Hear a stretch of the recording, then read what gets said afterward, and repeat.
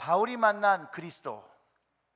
제가 지난주에 그 백투스쿨 특별 새벽기도를 준비하면서 이 본문을 가지고 어제도 설교를 했고, 이제 이 본문을 보면서 이 디모데에게 전해주는 이 이야기, 바울이 왜 이런 이야기를 할까, 이런 것들을 좀 나누고 싶다고 해서 오늘은 이 말씀을 어제 새벽기도에도 잠깐 나눴지만 다른 각도로 바울의 관점으로 우리가 다시 한번, 특별히 바울이 만난 그리스도에 대한 이야기를 가지고 한번 나눠보려고 합니다. 바울은요, 소위 말하는 대로 유대인 중에 최고의 엘리트였습니다. 요즘 말로 아주 잘 나가는 사람이었죠. 다소에서 출송해서 베냐민 지파이고 바리새파로 상류 가문을 누리고 있었고요, 남원서부터는 로마 시민이에요. 공부로는 유대인 최고 석학이라는 가말리엘의 문화생이었습니다. 정말로 남부러울 것이 하나도 없을 것 같은 그가 자기 자신을 죄인 중에 괴수라고 표현하고 있다는 것이에요. 예수님을 만나기 전 그의 삶 스스로 이야기하는 것이죠. 13절의 말씀을 보면, 내가 전에는 회방자요 핍박자요 포행자였으나 도리어 긍휼을 입은 것은 내가 믿지 아니할 때 알지 못하고 행하였음이라 라고 고백한다는 거예요. 즉 주님을 만나기 전의 삶은 이렇다는 거예요. 그리고 주님을 만나고 나니까 우리 주의 은혜가 그리스도 예수 안에 있는 믿음과 사랑과 함께 넘치도록 풍성하였다라고 고백한다는 거예요. 주님을 만나고 긍휼을 얻었대요. 이전에 살던 삶은 사회에서 잘 나가던 삶이었는데 그것이 어떻게 다시 예수님을 만나고 보니까 회방자의 삶을 살았고 핍박자의 삶을 살았고 포행자의 삶을 살았다고 고백한다는 거예요. 도대체 바울에게 일어난 변화가 어떤 것이길래 그가 그의 삶을 죄인 중에 괴수라고 고백하겠냐는 거예요. 그리고 어떤 능력을 받았기에 나를 능하게 하신 주님이라고 고백하고 있냐는 것이죠. 예수를 만나면 나를 능하게 하신 그리스도 메시아를 경험하게 됩니다. 이전엔 예수였는데 그분을 만나고 나면 예수 그리스도의 고백을 한다는 거예요. 그리고 그가 나에게 능력을 주시고 있다는 것을 경험한다는 것이죠. 저는 그가 경험한 능력, 첫 번째로는 그게 거듭남이라고 생각해요. 그를 거듭나게 능하게 하신 그 그리스도, 그가 예수님, 하나님께서 옛 선지자를 통해서 오실 메시아인 것을 알게 했다라는 것이죠. 예수를 알기 전 바울은요, 혈기와 살기를 가지고 그리스도인들을 핍박하려고, 체포하려고 어디로 가고 있었죠? 다메섹으로 가고 있었어요. 그 길을 가다가 초자연적인 빛을 경험해요. 해보다 더 밝은 빛을 바울이 경험하며 그는 그 사건으로 자기의 삶의 모습이 완전히 뒤바뀌어 버립니다. 그의 삶의 가치가 바뀌는 경험을 하게 된다는 거예요. 사람이 그냥 빛을 보았다고 변하지 않습니다. 근데 그가 경험한 빛은 세상에서 우리가 보는 이런 조명 같은 그런 빛도 아니고 태양처럼 보는 그런 빛도 아니라는 것이에요. 말로는 설명할 수 없는데 그 빛에 영적인 권세가 경험되는 그런 능력이 동반되는 그 빛을 경험했다라는 거예요. 이런 능력의 빛을 경험했기 때문에 성경에 그가 그 빛에 둘러싸였을 때 땅에 엎드렸다라고 말하는 것이에요. 그냥 비치면 눈이 부시니까 얼굴을 돌리거나 고개를 돌리는 것이 사람의 자연적인 반응이고, 좀 패셔너블한 사람은 선글라스를 탁 쓰겠죠. 그런데 이 빛은 그런 빛이 아니라 엎드리게 하는 빛이었다는 거예요. 엎드리게. 사도행전 9장 3절부터 5절의 말씀을 참고하면, 사울이 행하여 다메섹에 가까이 가더니 호련히 하늘로 빛이 저를 둘러 비추는지라 땅에 엎드려져 들음에 소리가 있어 가라사대 사울아 사울아 내가 어찌하여 나를 핍박하느냐 하시거늘. 땅에 엎드린 다음에 들은 거예요.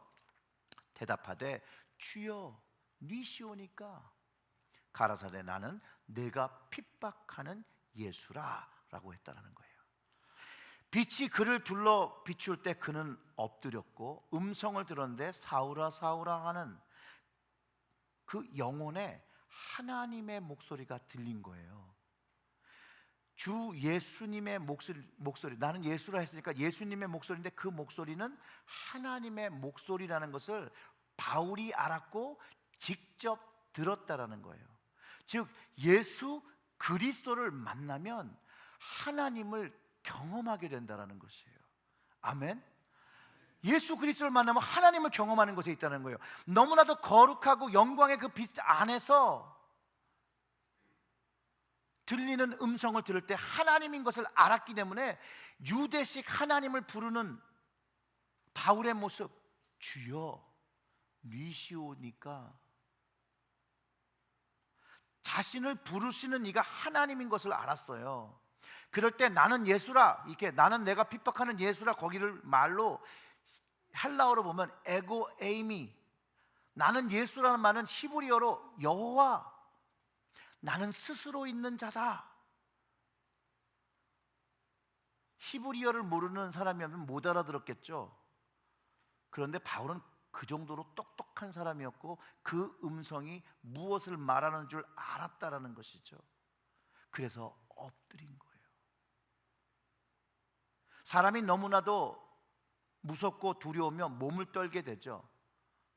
마찬가지로 하나님의 임재는 사람으로 하여금 엎드리게 하고 거기에 복종하게 한다라는 것이에요. 하나님의 임재를 경험할 때 동일한 현상을 경험하게 되고, 예배 중에도 우리의 마음에 성령님의 터치가 있을 때 우리의 마음이 떨리게 되기도 하고 손발이 떨리게 하기도 하고, 그러며 성령의 임재의 체험, 거룩한 체험을 할 때가 있다라는 것이죠. 의지와 상관없이 떨리게 되고 의지와 상관없이 눈물을 흘리게 되고 의지와 상관없이 하나님 앞에 머리 숙이고 죄를 고백하게 되는 때가 성령의 임재가 있을 때, 하나님의 임재가 있을 때 우리가 경험한다는 것이죠. 이것이 바울에게 일어난 것이죠. 하나님의 강권적인 선택으로, 주님의 강권적인 선택으로 일어났죠.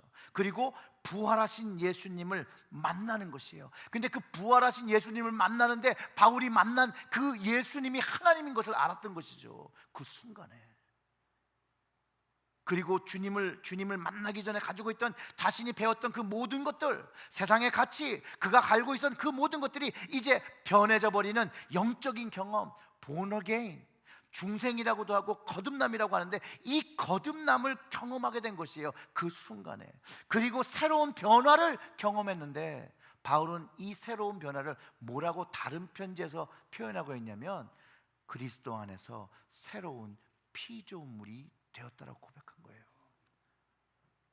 그 후에 이제 바울이 일어나서 눈을 뜨죠. 근데 눈이 안 보여요. 빛을 본 사울은요, 육체에도 변화가 시작됐어요. 그리고 먹지 못해요. 먹지 않아요.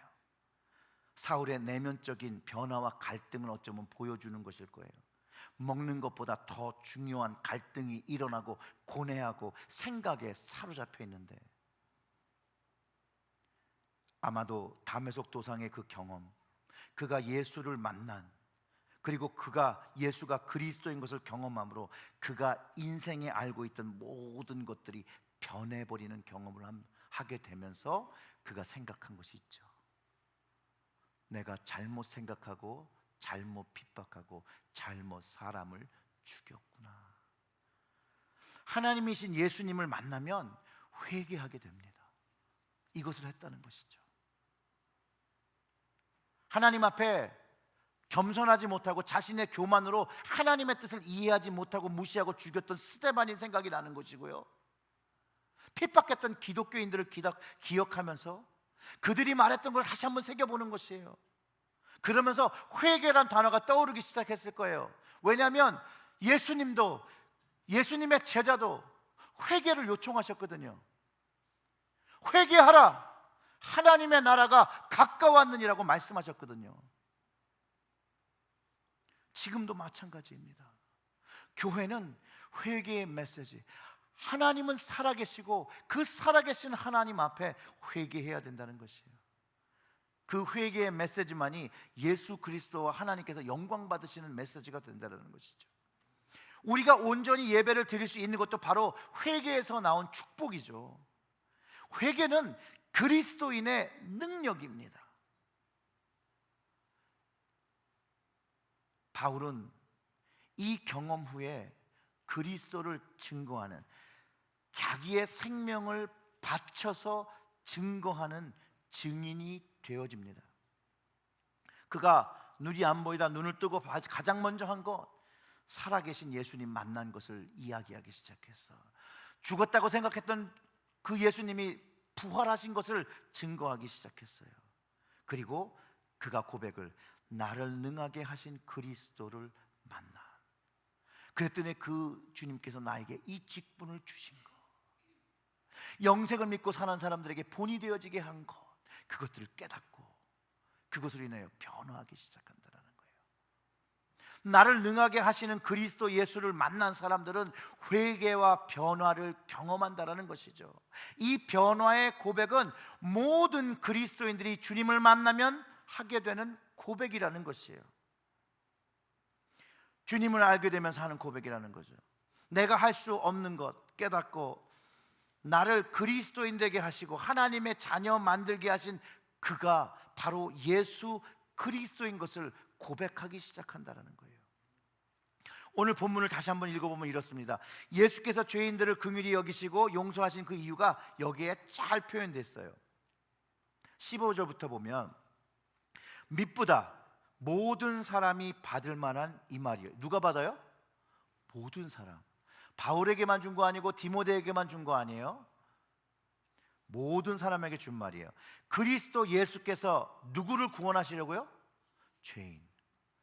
의인을 살리려고, 잘난 사람을, 높은 사람을 살리러 오신 게 아니라 죄인을 구원하시려고 세상에 임하셨다 하였도다.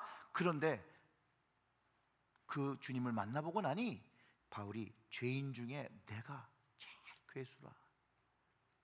그러나 내가 긍휼을 입은 까닭은 예수 그리스도께서 내게 먼저 1절 오래 참으심을 보이사 후에 주를 믿어 영생을 얻은 자들에게 본이 되게 하려 하심이라. 사도로 부르신 그 직분을 이야기하는 거죠.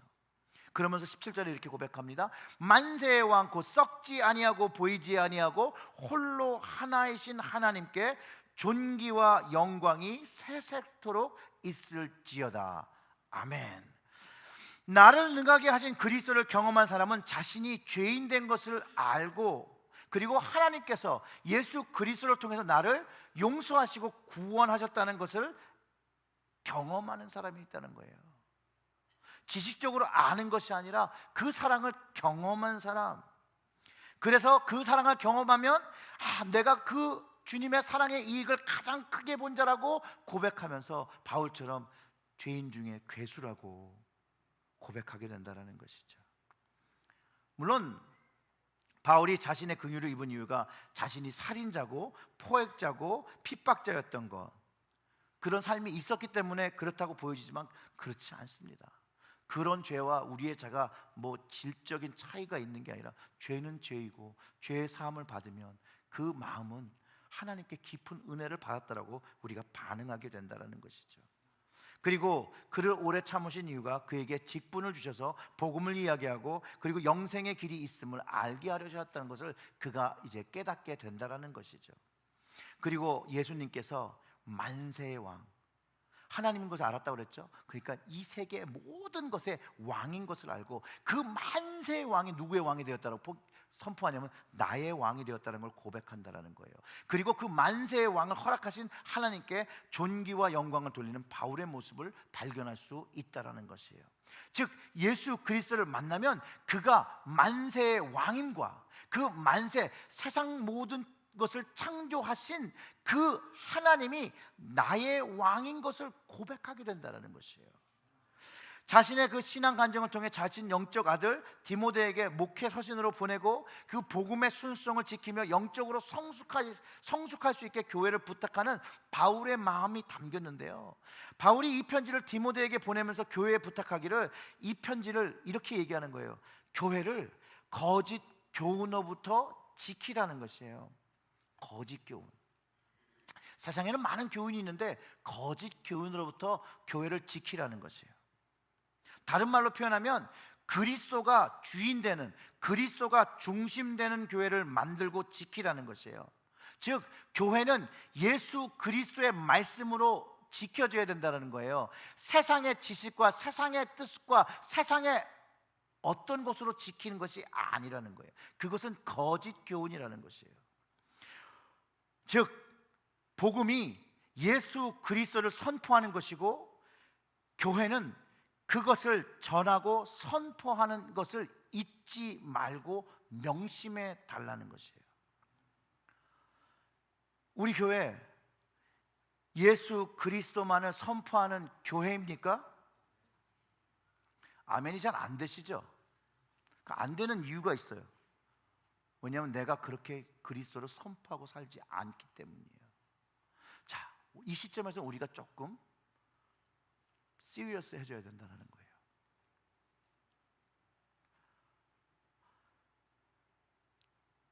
주님을 고백하는 사람들은 때를 얻든지 못 얻든지 듣든지 아니 듣든지 교회는 예수 그리스도를 전하는 곳이 될 때에 영적인 영향력을 가지게 된다는 거예요. 근데 이 영적인 영향력이 뭐냐면 이 영향력이 이렇게 인플루언스잖아요. 뭔가 이걸 끼치는 건데 이 영적인 영향력이 바로 생명이거든요. 영원한 생명. 교회가 영원한 생명을 주지 못한다라는 거예요.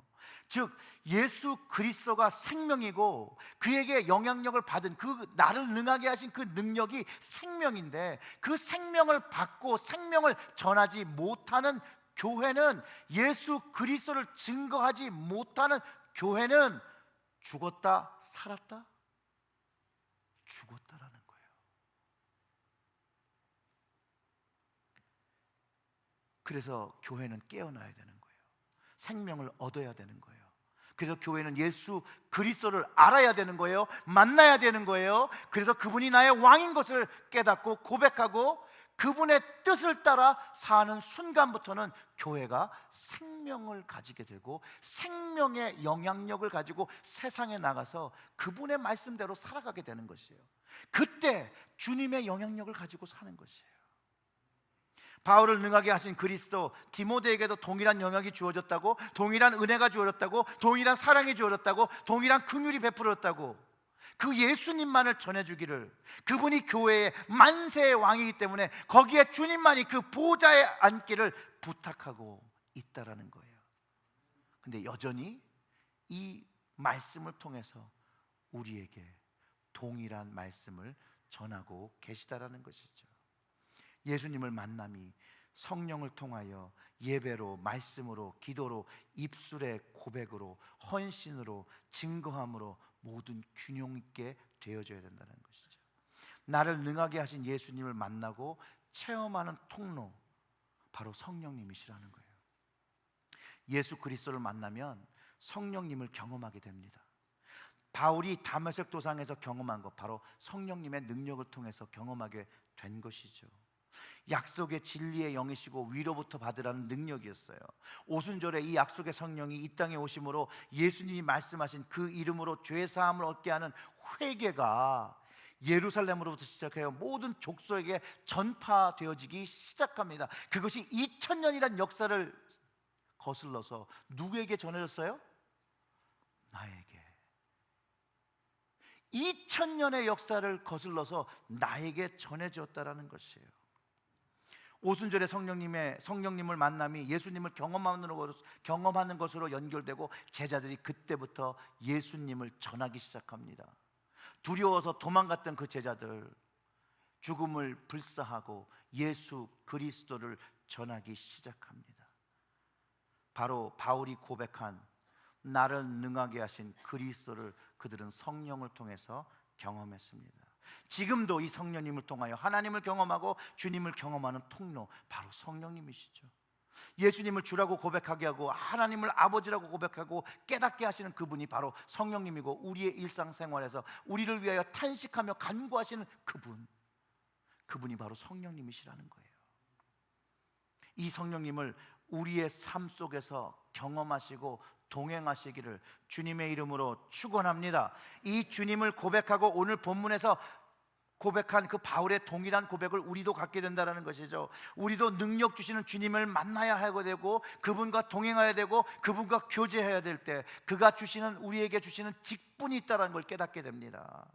그 직분을 가지고 그것을 감당하기 위해서 주님께서 공급하시는 능력이 부어지고, 그 능력으로 우리는 증인의 모습으로 살게 되고, 아까 말씀드렸던 것처럼 참교회, 주님이 머리 되시고 우리는 그 주님의 뜻에 순종하는 그 지체가 되어지는 교회가 된다는 것이에요.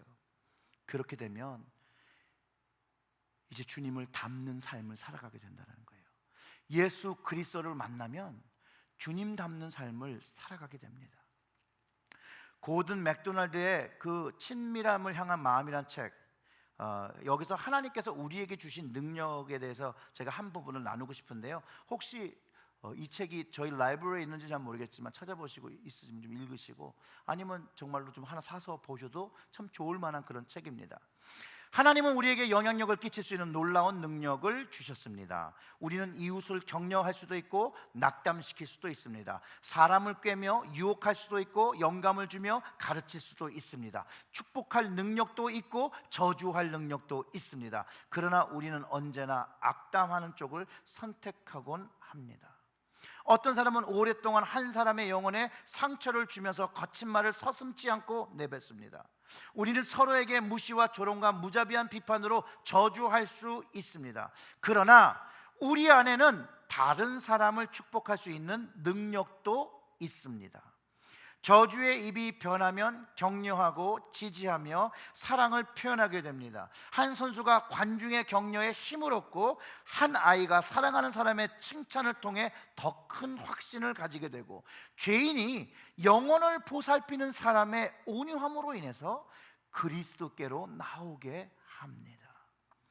우리를 능하게 하신 그리스도를 만난 우리는 주님 주신 능력으로 축복하며 사랑하며 격려하며 선한 영향력을 끼치며 살아야 되는 주님의 몸된 지체, 교회가 되었습니다. 우리는 이것이 주님의 뜻이므로 순종해야 합니다. 바울의 고백처럼 이전에는 자신의 생각과 신념을 따라 살았지만, 주님을 만나면서 자신은 능하게 하신 그리스도를 그 경험한 후에는 자신의 생각을 내려놓고 자신의 신념을 내려놓고 만세의 왕 예수 그리스도의 생각과 뜻을 따라 사는 충성된 종이 되어야 된다라고 고백하고 있다는 것이에요. 우리를 능하게 하신 그리스도를 경험한 우리는 순종의 자녀가 되어야 합니다. 회개와 변화를 경험한 자녀는 순종을 해야 된다는 것이에요. 복음의 선악력을 끼치며 주님이 원하시는 심령들을 주님께로 인도해야 되는 것이라는 것, 그것을 순종해야 된다는 거예요. 주님을 어디에 있든지, 내가 어디에 있든지 어느 곳에 있든지 어디를 가든지 주님을 자랑하는 자녀, 그것이 주님의 뜻에 순종하는 길이거든요. 오늘 본문의 바울의 신앙이 우리들의 신앙 되어지기를 주님의 이름으로 축원합니다. 이거 좀 같이 해볼까요? 우리를 능하게 하신 그리스도를 만난 우리는요, 주님 주신 능력으로 축복하며 사랑하며 격려하며 선한 영향력을 끼치며 살아야 하는 주님의 몸된 지체입니다. 아멘? 우리 한번 다 같이 해볼게요. 우리는 교회입니다. 이게 교회예요. 건물이 교회가 아니에요. 우리가 교회예요. 교회가 되어야 합니다. 근데 교회가 진실한 교회가 되기 위해서는 주님의 머리, 그 생각을 내가 몸이 되어 행할 때 선한 영향력, 영적인 영향력을 가지는 참된 교회가 된다라는 거예요. 여러분, 예수 그리스도를 초청하실 때, 여러분들의 사랑하는 사람들에게 초청하실 때, 여러분들의 인생에 들어오셔서 여러분들을 바꾸시고 여러분들에게 위로 주시고 여러분들에게 용기 주시고 여러분들에게 축복 주신 그 주님을 자랑하십시오. 전도입니다. 다른 게 전도가 아니에요. 오늘은 성찬주일입니다. 나를 능하게 하시는 그 주님, 나의 인생의 능력의 공급처 되시는 그 그 주님이 성찬의 은혜로 다시 불러주셨다는 거예요. 성찬을 하며 그분의 만남을 기억하시고, 그분이 눈물 흘리며 울며 나를 위해 기도하시고, 내가 울며 기도할 때 나의 눈물을 이해하시고 나를 만나주신 그 주님, 그분을 기억하며 주님의 임재를 기억하며 성령의 충만을 다시 한번 체험하며 다시 주님 뜻에 살기를 결단하는 시간으로 가지시고 주님 앞에 헌신하시는 그런 시간 되시기를 주님의 이름으로 축원합니다. 다 같이 말씀을 묵상합니다.